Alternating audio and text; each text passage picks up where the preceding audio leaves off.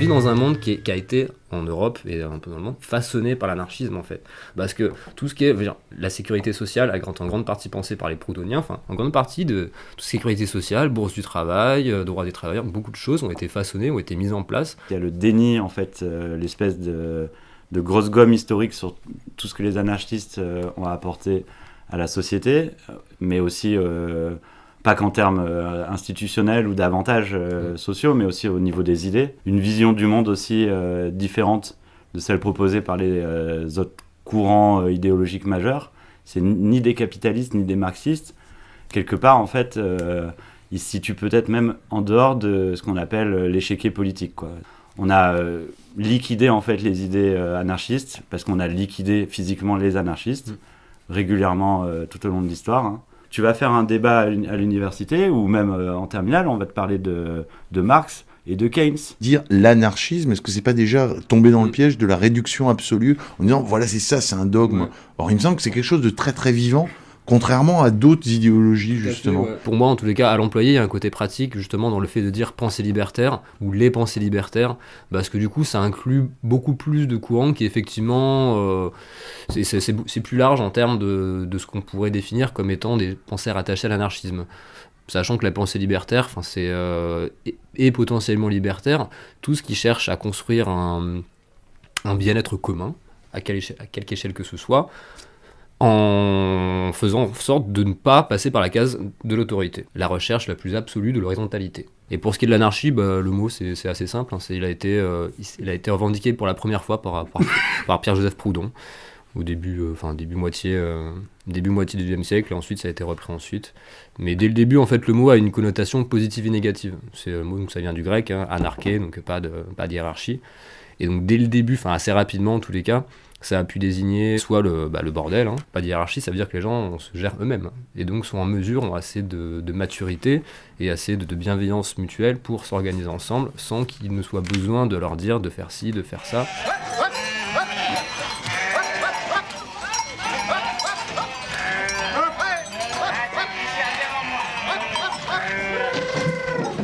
Donc, je sais pas comment me présenter, c'est-à-dire militant poursuivi par la police, syndicaliste, politique, associatif, je fais un peu tout quoi. Voilà, j'ai ma cellule à Ovar aussi. Oui, t'as ta cellule réservée à ce qui paraît, t'es prof d'histoire aussi, tu l'as pas dit. Ah oui, c'est vrai. Mais qui connaît bien l'histoire, notamment l'histoire des gauches, qu'est-ce que pour toi l'anarchisme a apporté par exemple dans l'histoire des luttes ? C'est ce qui est beaucoup, a priori. Ah ça a apporté beaucoup de choses. Un goût de la lutte, un non-renoncement aux idées, et c'est vouloir changer de société de manière assez radicale. Où on fabrique ce dont on a besoin et uniquement cela. Alors tu le connais mieux que moi, hein, donc tu vas... son apport, je pense, il est sur ce qu'on peut faire au quotidien, en fait, finalement. Et moi, par exemple, ce qui est intéressant, c'est tout ce qu'il a expliqué sur le municipalisme libertaire, qu'on peut voir d'ailleurs dans certaines sociétés, notamment en Amérique du Sud, ou qu'on a pu voir au Kurdistan récemment, où effectivement tu as des expériences autogérées, etc., qui sont mises en place. C'est ce qu'on peut faire finalement, avant même d'avoir fait la révolution. Parce qu'il faut quand même faire la révolution à un moment donné. Les thématiques justement de démocratie directe, donc de vraie démocratie, et ils l'ont finalement plus fait que pas mal d'autres mouvements à gauche qui justement parce qu'ils s'étaient préoccupés par la prise de pouvoir, c'est ça aussi l'apport... Dans les premiers temps de la révolution russe, les bolcheviks l'ont fait aussi. Il ne faut pas croire que c'était les soviets, c'est bien un truc à la base. Ou ce qu'on appelait les conseils ouvriers en Allemagne lors de la révolution spartakiste. Et pendant les quelques années qu'on suivit, c'était aussi cette base-là. C'est-à-dire qu'à un moment donné, ce sont des gens qui s'organisent à la base, alors dans les casernes pour les soldats, mais aussi dans les champs pour les paysans, dans les usines pour les ouvriers, ou simplement dans les quartiers, et qui se mettaient d'accord sur ce qu'ils voulaient faire. C'est un peu ce que, d'une certaine manière, on reproduit les Gilets jaunes, à une petite échelle, parce que ça n'a jamais été un mouvement vraiment de masse, hein, au sens où on aurait pu l'entendre, hein, je veux dire, mobiliser maximum, il y a eu 200 000 personnes, mais les personnes qui jusque-là ne se mobilisaient pas et qui ont acquis une conscience de classe se rendant compte qu'elles étaient dans les pauvres, qu'elles étaient parmi les exploités et qu'il fallait se battre contre les exploiteurs. C'est ce qui embête à la fois le pouvoir, la bourgeoisie au pouvoir, mais c'est ce qui embête aussi certains partis établis qui disent, ou syndicats, qui disent mais on ne sait pas à qui on peut discuter. C'est le principe justement, c'est que tu peux discuter avec tout le monde finalement. Bon, alors les pétroleuses... Sur la commune ? Ah, c'est sur la commune, oui. La commune de Paris, alors la première révolution de type prolétarienne qui a eu lieu, en fait, et c'est la première fois que les femmes obtiennent des droits civiques. Elles ont les mêmes droits que les hommes.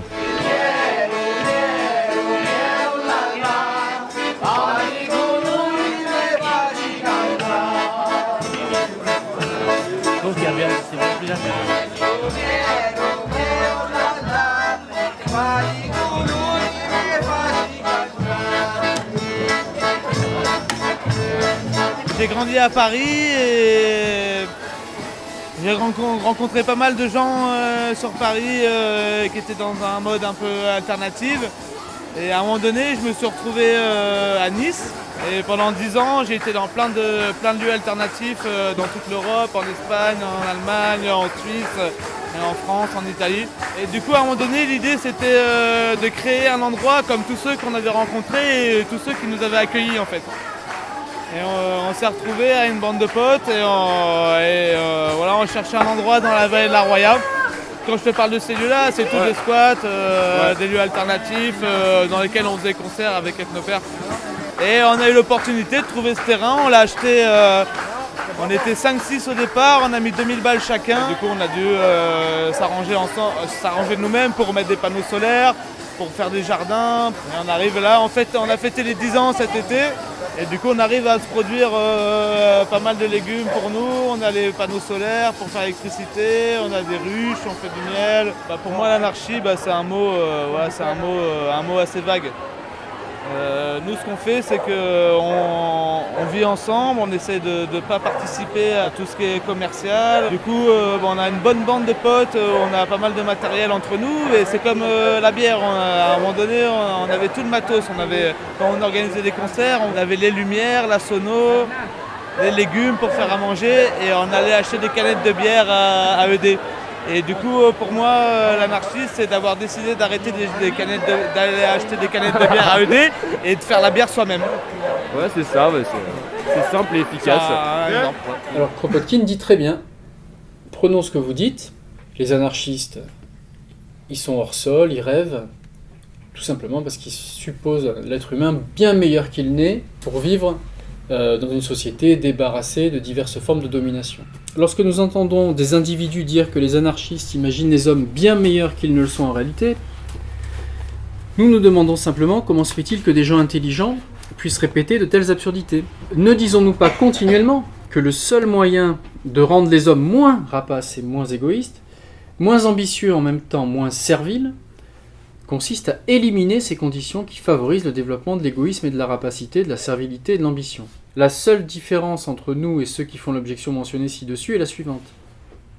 Contrairement à eux, nous n'exagérons pas les instincts inférieurs des masses et nous ne fermons pas les yeux avec complaisance sur les mêmes bas instincts chez les classes aisées. Nous maintenons que et les gouvernants et les gouvernés sont pervertis par l'autorité et les exploiteurs et les exploités sont pervertis par l'exploitation. Tandis que nos opposants semblent admettre qu'il existe une sorte de sel de la terre, les gouvernants, les employeurs, les chefs, qui, fort heureusement, empêchent ces mauvais êtres humains, les gouvernés, les exploités, les subordonnés, de devenir encore pires qu'ils ne sont. Vous ne pouvez pas avoir une commune, une organisation politique à petite échelle qui fonctionne à la suite d'une situation de crise, puisque là c'est à la suite d'une situation de révolution, si vous n'avez pas au minimum des ventres pleins, un toit sur la tête et de quoi vous vêtir. Et on ne fera rien si on laisse les gens dans un état de survie, quoi. La deuxième idée, à partir de là, c'est qu'il faut penser l'économie, non pas du point de vue de la production, à l'inverse, en prenant ce qui doit en advenir, c'est-à-dire depuis la consommation. Il dit « Notre production ne peut pas continuer sur la lancée actuelle. Le tout premier progrès en direction d'une société socialiste impliquera une réorganisation complète de l'industrie au regard de ce que nous avons à produire.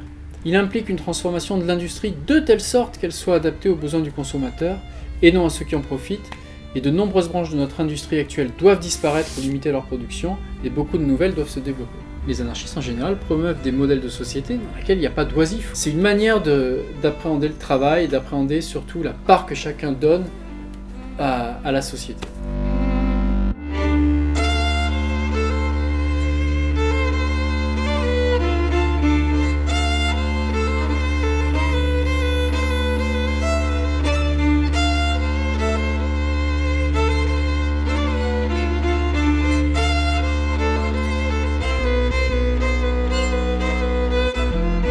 Moi, j'ai fait tout mon parcours scolaire en primaire dans une école freinée. Et j'ai même eu tout un tas de parents, dont les miens, qui ont créé une école et qui était aujourd'hui, mais je me rends compte, on était dans les années 70 et ça a tenu plusieurs années, et donc j'ai fait tout mon primaire là-dedans. Les enfants, les parents, les profs, on était vraiment tous au même niveau, on avait tous droit à la parole, et moi très jeune, je savais me faire un emploi du temps, dire ce que je devais faire. Il y avait des moments évidemment où on faisait des cours de français ou de maths, ou voilà, mais on savait s'organiser, et on le faisait, et on se posait pas la question. C'est un postulat de base de la pensée anarchiste, c'est que voilà, c'est qu'en fait, cette volonté de faire sans autorité, c'est assez naturel chez la plupart des êtres humains. On vit dans un monde qui est autoritaire, mais au quotidien, dans une maison, dans un groupe d'amis, surtout beaucoup de groupes d'amis fonctionnent de façon tout à fait anti-autoritaire. Pour le pique-nique, il va pas y avoir un mec qui va décider on va ici, tout le monde dit d'accord. On va en discuter ensemble pour savoir où est-ce qu'on a le plus envie d'aller, qu'est-ce qu'on veut pour bouffer. Et ça, au final, qu'est-ce que c'est sinon qu'un mode d'organisation non autoritaire. Spontanément, quand on a affaire face à des difficultés concrètes et qu'on a un groupe, on se met ensemble, on secoue notre matière grise, nos neurones et tout, et même s'il y a plein de choses qu'on ne sait pas faire à la base, on se met à savoir les faire. Malatesta qui dit « toujours tu chériras la liberté », Proudhon qui dit « ensemble, ma liberté est infinie ». Et ça serait vraiment en fait un petit peu au centre de l'éthique anarchiste, quoi. M'est revenu spontanément de la Boétie là, sur la servitude volontaire, qui est un ouvrage qui m'a beaucoup marqué, et qui effectivement montre combien une société, des individus s'aliènent volontairement, parce que c'est tellement agréable d'avoir un grand-papa et une grande-maman qui décident tout pour nous, et c'est formidable, c'est tellement bien. On a tous et toutes intériorisé en fait l'autorité de l'État. Et on se surveille toutes et tous mutuellement. On n'a pas besoin de l'ENA, en fait. On a juste besoin, en fait, d'avoir un peu peur et de penser que la sécurité, le sentiment d'insécurité va être comblé par des artefacts ou des solutions matérielles que l'État va nous servir sur un plateau, quoi. Des reliques. Le pas anarchiste à franchir, en fait, c'est de cesser de faire vivre l'État en nous, en fait, parce que de vivre la domination, vivre les structures de domination, parce que, en fait, le grand problème, c'est qu'elles existent en nous. Et le pas à franchir, c'est les enlever en nous, et ensuite, on n'est plus libre. Si eux, ils veulent continuer à vivre dans ce monde-là, ils peuvent, quoi. Et on s'est dit un jour...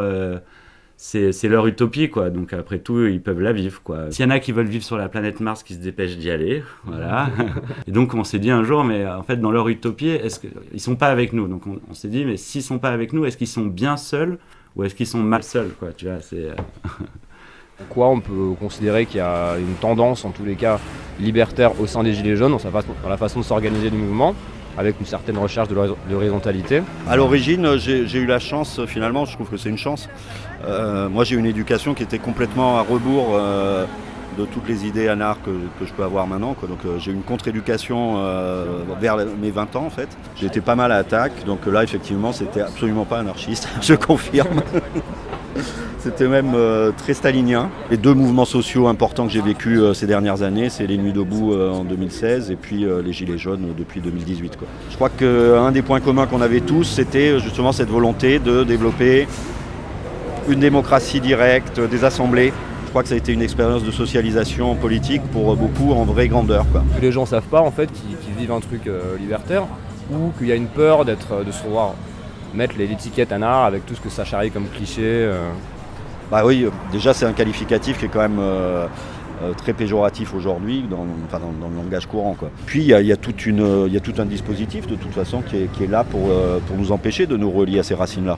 Bon, il y a le côté aussi romantique, forcément, si t'es anard, t'es un mec qui a rien dans la tête ou qui est pris dans des idéaux romantiques et c'est pas du tout efficace ni opératoire. Ou alors c'est associé à des formes violentes, des attentats, des choses qui ne sont pas forcément représentatives ou exhaustives du mouvement, quoi. Mais moi je voudrais revenir un peu sur l'actualité, justement, c'est là que le paradoxe. C'est qu'effectivement la transmission elle est peut-être pas faite, les textes ils sont peut-être pas explorés, utilisés, réappropriés, à savoir la tension entre la liberté et l'égalité, les fameuses contradictions. La fameuse contradiction aussi entre l'individu et le collectif. La pensée anarchiste, justement, ou libertaire, elle apporte des solutions à tout ça. Les gens qui essayent de s'éveiller, qui rentrent quand même dans les mouvements, qui font l'effort à un moment donné, ou l'effort, ou qui ont le désir en tout cas de lutter à un moment donné, même sans le savoir, ils ont l'intuition de ces solutions-là, je pense. Donc on reconnaît pleinement la liberté et la propriété de soi. Et en même temps, on sait très bien que si c'est égotiste et isolé, ça fonctionne absolument pas. Donc je suis allé d'abord au rond-point d'Antibes parce que ça s'est trouvé comme ça. J'ai fait les différents ronds-points, c'est là que je me suis senti le mieux. Il y avait cette volonté justement, effectivement, de ne pas avoir de leader, de ne pas avoir de représentants, de s'organiser par rapport à un objectif commun à un moment donné, à un instant T. Finalement, on a été délogé et ça a mis un terme à l'expérience. Il y avait vraiment une diversité, parfois conflictuelle, il ne faut pas se raconter d'histoire, mais il y avait un fond commun quand même. Les gens, ils étaient dans l'action, ils n'avaient pas forcément besoin de théoriser là-dessus. D'abord, ils étaient pris dans cette ivresse collective aussi d'agir, quoi. Et que ça justifiait d'y passer du temps. C'est une question de domination, quoi. Si on considère qu'on est dominé socialement, quand tu fais ça, tu te réappropries quand même de l'espace, quoi, clairement. C'est des espaces un peu interstitiels. Les ronds-points, c'est vrai que c'est improbable comme lieu. Le gilet jaune, c'est tout aussi improbable. Mais tu te réappropries comme ça des symboles et ça maillait le territoire, ça crée des lieux où en plus, je parlais tout à l'heure de socialisation politique, donc c'est peut-être un grand mot. Mais enfin voilà, l'éducation populaire aussi dont on parle, moi je parlerai d'éducation émancipatrice, elle se faisait de fait, quoi. On est opprimé par ces entreprises, on se fait racketter à chaque fois, enfin c'est féodal les péages quand même, ça dit bien l'exploitation capitaliste quand même, clairement, quoi.